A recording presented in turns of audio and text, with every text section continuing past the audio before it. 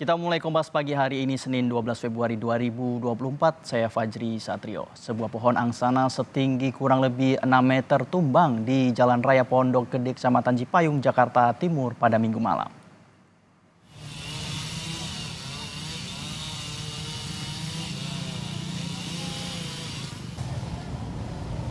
Material pohon tumbang akibat embusan angin kencang sempat menutup ruas jalan, akibatnya macet tak terhindarkan. Pohon angsana tumbang juga menimpa kabel listrik. Petugas PPSU yang tiba di lokasi langsung melakukan pemotongan terhadap cabang dan ranting agar material pohon tumbang bisa dibersihkan. Tak ada korban jiwa akibat musibah ini.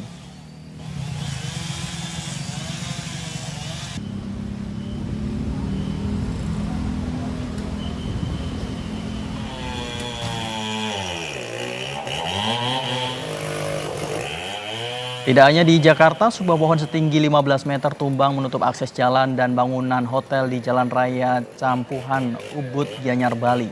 Bangunan hotel mengalami kerusakan pada bagian atap. Pohon setinggi 15 meter ini tumbang akibat hujan deras disertai angin kencang yang mengguyur kawasan Ubud sejak siang hari. Petugas kepolisian mencoba untuk melakukan rekayasa lalu lintas untuk mencegah kemacetan agar tidak semakin panjang.